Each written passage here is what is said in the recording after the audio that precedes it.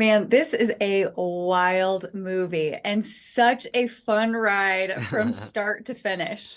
Oh, good. Uh, when I saw it in theaters, people were audibly like cringing in the fight scenes, like, oh, and then cheering and, laughing at moments. Like it was a fully immersive experience. Yes. Um, yeah, and this character is so different from you. We Hmm. haven't seen this version of you on screen yet. Yeah. Why were you drawn to this? What was so intriguing for you about this specific character? Yeah, thanks. I mean, it's he's a bad dude. He's a lost man with, a lot he's trying to prove and endless privilege and money and sense of terrible style.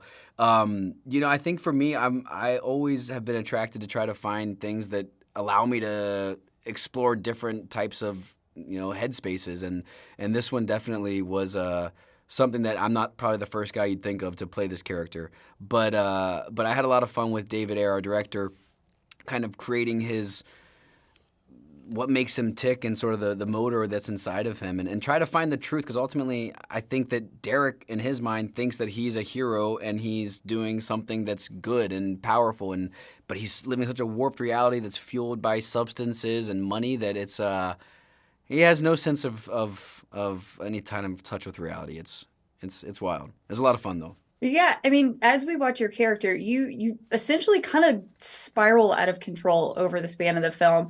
For you as an actor, Hmm. is that intense? Does that take a toll on you as you're going through that process, just slowly losing it, one scene at a time?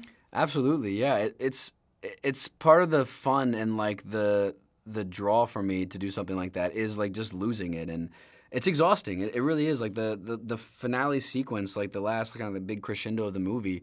It was like a 13-minute take from start to finish, and David wouldn't cut after we did one time through. He'd say let's reset, so it wasn't a break. So you go right back another 13 minutes at that level of intensity.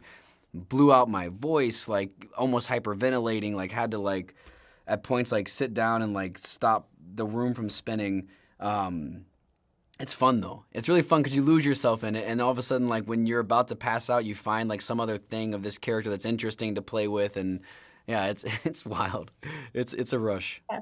Yeah, I mean, this to me is the definition of a popcorn movie. It yeah, is so much absolutely. fun to just sit there and immerse and enjoy what's happening in front of you. What is your favorite thing about going to the movies and being in that environment?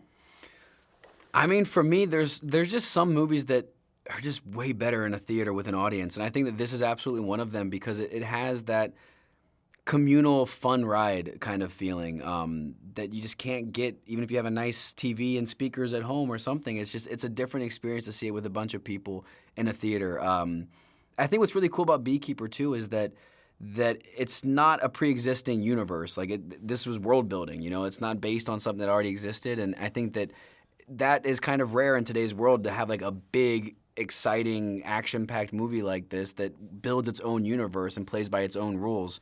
So I think it's very cool in that respect. And this time, the villain, it hits home for a lot of people. Sure. I mean, how many people have gotten scammed over, the last 10, 20 years? Yeah. For you, I heard that there's actually a little bit of a personal connection there too. Yeah, they got my great grandma a few years ago in Kentucky. Yeah, they pretended to be my little brother calling, needing help, getting out of jail. My grandma was ride or die. Like she was down. She was down to help and like did the thing and gave the person the money. But I was like, it's not cool, man. Can't do that. You No, can't do that. not at all. It's really Man, it's justice for ugly. Granny. Justice for Exactly. This is for Granny. Granny. We're Get going him, Jason. for.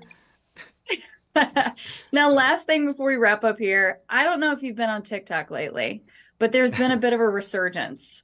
I've heard. You know I've what not I'm been on talking it, but I've about? heard. I've heard. Yeah. You are like the new Rick Roll. What I is that? know. How does that feel?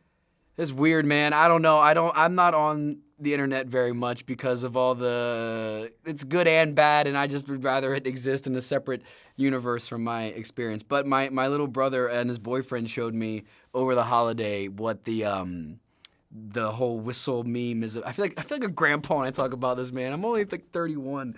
I should be more in the know, but I'm just like there's this thing and like it pops up and I'm whistling and it's just so random. It's like the internet is a special special place. But It I'm is. honored. I'm honored to be part of this new RickRoll movement, and I'm here for it. Love that. Yeah. Well, thank you so much for your time Yeah. today. What a fun, wild ride Oh, this cool. film is. Excited for people to be able to see it in theaters. Yeah, me too. Thank you.